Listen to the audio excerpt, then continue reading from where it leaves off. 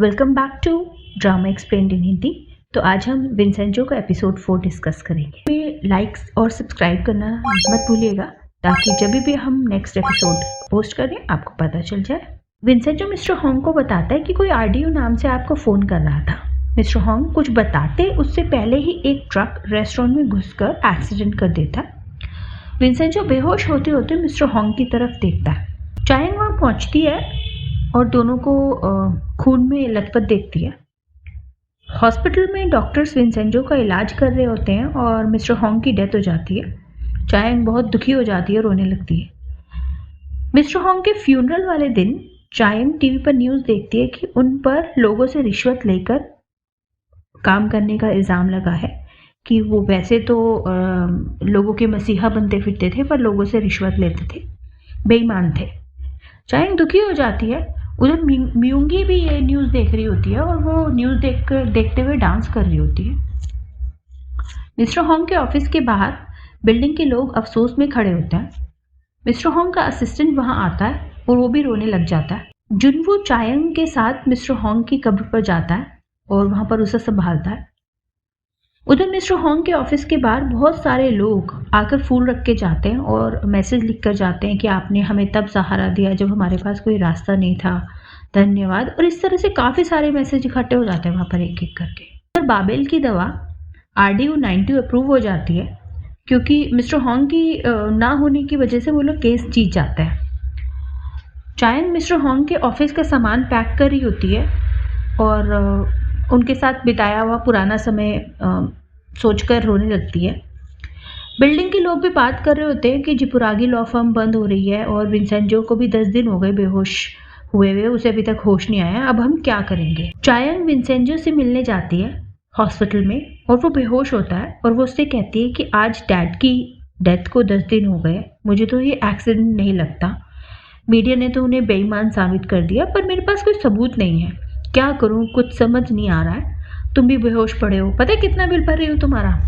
इतने में विंसेंजो बोलता है तो चलो बैंक चलते हैं। चायंग चौंक जाती है और बोलती है ऐसे कैसे, रुको डॉक्टर को बुलाते हैं, तुम्हें तो अभी होश आया, तुम ठीक हो ना। विंसेंजो कहता है कि मुझे रात ही होश आ गया था, मैं ठीक हूँ, चलो यहाँ से चलते हैं। विंसेंजो सबसे पहले मिस्टर होंग की कब्र पर जाता है। उनको उनकी बात याद आता है कि उन्होंने एक बार उन्हें बताया था कि अब वक्त बदल गया है, मेरे जैसे सीधे और ईमानदार लोग बेईमानों का सामना नहीं कर सकते, इसके लिए तेज़ और बेपरवाह लोगों की ज़रूरत होती है और चायंग बिल्कुल वैसी है। वक्त आने पर बताऊंगा, अभी तो मेरी बात सुनेगी नहीं और अगर मैं बता नहीं पाया तो तुम बता देना। विंसेंजो चायंग से पूछता है कि तुम्हारा क्या प्लान है। वो बताती है कि मैं एक्सीडेंट की दोबारा जांच कराना चाहती हूँ। विंसेंजो बोलता है सब खत्म हो गया है, 2 हफ्ते पहले तो तुम उनकी दुश्मन बनी हुई थी, ये तुम्हें सब पहले करना चाहिए था, अब मत करो, अब कोई फर्क नहीं पड़ेगा। और वहां से चला जाता है। चायंग रास्ते में न्यूज़ सुनती है कि एक डेड बॉडी मिली है नदी में जो बाबेल के रिसर्चर की है और उसने सुसाइड किया है। विंसेंजो बिल्डिंग पहुंचता है तो बिल्डिंग के किराएदार उससे उसके प्लान के बारे में पूछते हैं। वो कहता है कि मैं अभी बहुत ज़्यादा थका हुआ हूँ, मुझे आराम की ज़रूरत है, मैं आपसे इस बारे में बाद में बात करूँगा। वो उससे अलग अलग तरीके के उस पर इल्ज़ाम लगाना शुरू करते हैं कि हमें धोखा दे दिया और वगैरह वगैरह। विंसेंजो को गुस्सा आ जाता है, वो कहता है कि जाओ कोई दूसरा वकील ढूंढ लो। इतने में वो गुंडे वापस आ जाते हैं और फिर से धमकाने लगते हैं कि अब तो तुम्हारे वकील भी मर गया और बिल्डिंग जल्दी खाली करो।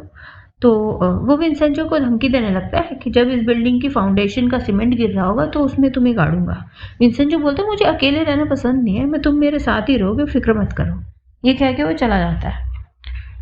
चायंग ऑफिस जाकर रिजाइन कर देती है और अपने बॉस से पूछती है कि आपने ही तो मेरे पापा और उस रिसर्चर को नहीं मरवाया है बाबेल वालों के साथ मिलके। इतने में म्यूंगी वहाँ आती है और बोलती है कि तुमने अपने पापा के साथ मिलके हमें धोखा दिया था, हम ऐसे कुत्ते नहीं पालते जो अपने मालिक को ही काटते हैं। और चायंग को धमकी देती है कि अपनी लिमिट में रहना। जुनवू चायंग को जाने से रोकता है पर वो नहीं मानती। फिर वो उसकी मदद करता है घर शिफ्ट करने में। रेडियो पर बाबेल की नई दवाई RDU 90 की तारीफ सुनकर और मिस्टर होंग की बुराई सुनकर विंसेंजो को गुस्सा आ जाता है और वो एक्सीडेंट वाली जगह पे जाता है और उस दिन को याद करता है। उसे ड्राइवर का हंसता हुआ चेहरा याद आ जाता है। विंसेंजो मिस्टर चो को फ़ोन करके फेवर मांगता है। उधर बाबेल के चेयरमैन जांग हान सू के कमरे में तकिए में कुछ इंजेक्शन लगे होते हैं खून से भरे हुए, और वो डर जाता है। म्यूंगी और मिस्टर हान आपस में बात कर रहे होते हैं कि ऐसा कौन कर सकता है, कोई ऐसा छोटा आदमी तो कोई ये काम नहीं कर सकता, क्योंकि इतनी सिक्योरिटी और कैमरा के होते हुए उनके घर में घुसना और ये करना आसान नहीं है।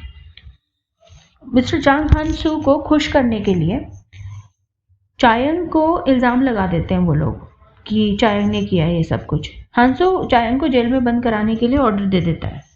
अपने पापा का ऑफिस दोबारा खोलती है और बिल्डिंग के लोग भी उसका समर्थन करते हैं। वो कहती है कि मैं बिल्डिंग का केस भी लड़ूंगी, ये मेरा नया जन्म है, मैं अत्याचार और गलत के खिलाफ खड़ी रहूंगी अपने पापा की तरह। इतने में पुलिस आकर उसको ब्लैकमेलिंग और घर में घुसने के इल्जाम में गिरफ्तार करके ले जाती है।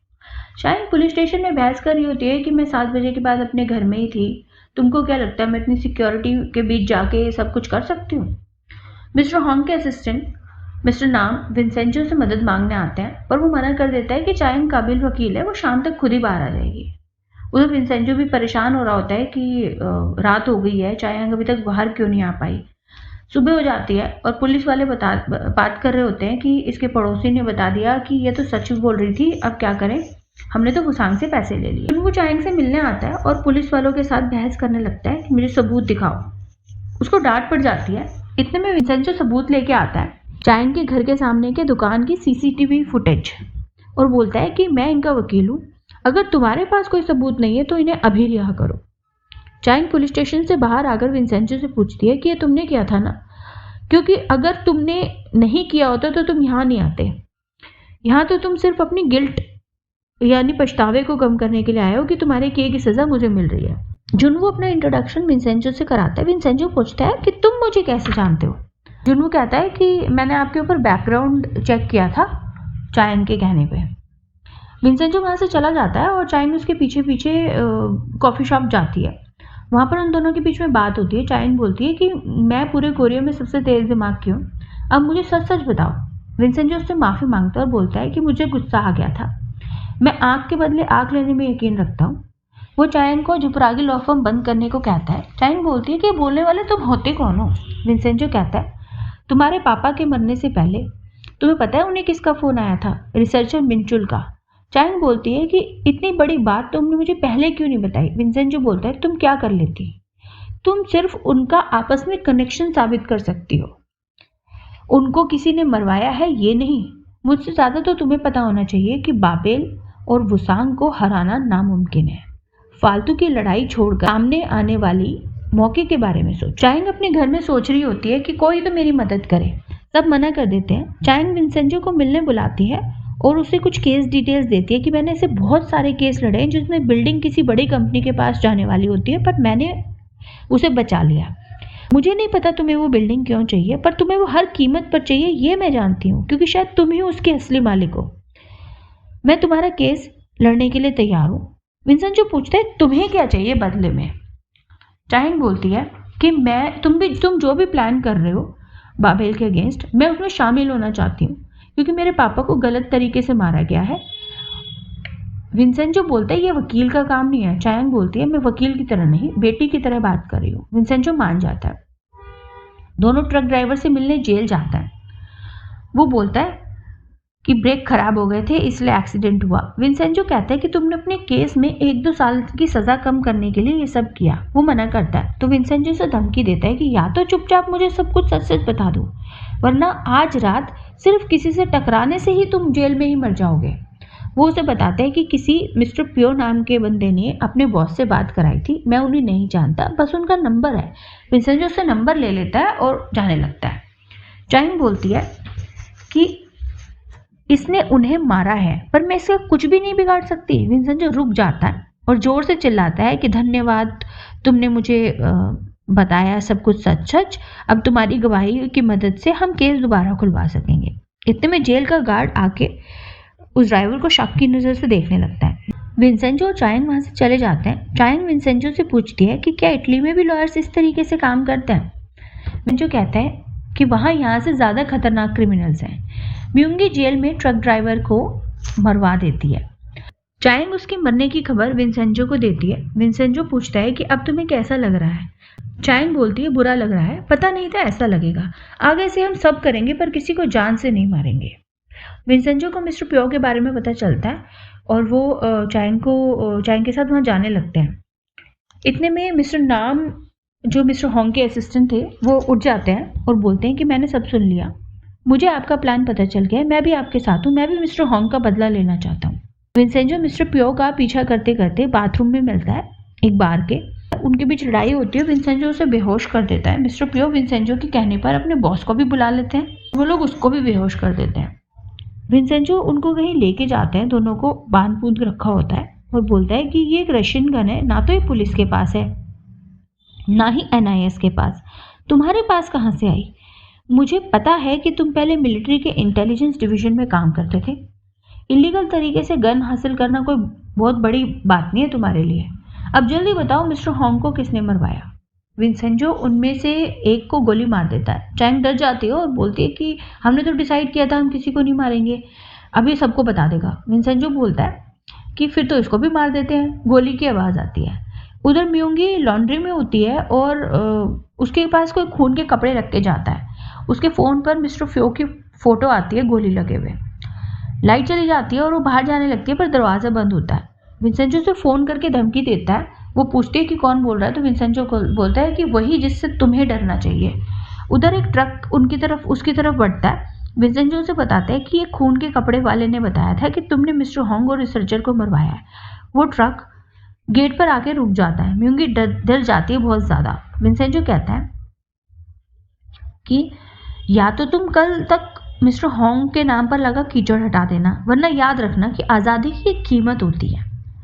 उधर बाबेल फार्मास्यूटिकल की फैक्ट्री और लैब में पेस्ट कंट्रोल के बहाने से विंसेंजो के लोग घुसकर पेट्रोल छिड़क देते हैं और विंसेंजो लाइटर से आग लगा देता है और वो वहाँ से निकल जाते हैं। पूरी फैक्ट्री में ब्लास्ट हो जाता है। उनमें दिखाते हैं कि विंसेंजो ने मिस्टर प्यो को मारा नहीं था, वो मिस्टर नाम के मेकअप का असर था, क्योंकि मिस्टर नाम पहले स्पेशल इफेक्ट्स मेकअप आर्टिस्ट थे, तो उन्हें ये सब कुछ करना आता था। विंसेंजो उनसे बोलता है कि मैं तुम्हें छोड़ूंगा अगर तुम मेरे हिसाब से काम करोगे। वो लोग मान जाते हैं। मुझे बाबेल के वेयर हाउस और सप्लाई के बारे में बताओ। विंसेंजो और चायांग की मदद वो लोग करते हैं जो उस दिन मिस्टर होंग के ऑफिस के बाहर फूल रख के गए थे, जिनकी मदद मिस्टर होंग ने की थी। हंसो किसी को फ़ोन करके बोल रहा होता है कि सर वेयर हाउस और फैक्ट्री में आग लग गई है। इतने में कोई आता है। सरप्राइज खत्म होता है कि हांसो किससे ऑर्डर लेता था। वो होता है जानवू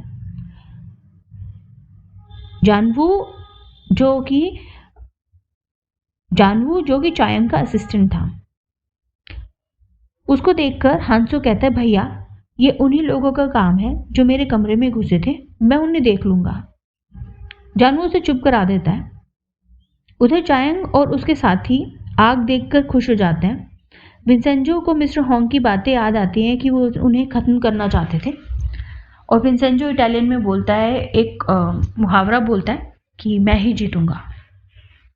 और इसी के साथ एपिसोड यहाँ पर ख़त्म होता है। अगर आपको ये एपिसोड अच्छा लगा हो तो आप हमें लाइक्स और सब्सक्राइब करना मत भूलिएगा और कमेंट बॉक्स में हमें ज़रूर बताइएगा अगर आप कुछ और देखना चाहते हैं या आपके कोई कमेंट हैं। तो चलिए फिर मिलते हैं नेक्स्ट एपिसोड में, और ऊपर आप प्लेलिस्ट से बाकी के एपिसोड्स भी चेक कर सकते हैं। नेक्स्ट एपिसोड में मिलते हैं। Thank you for watching.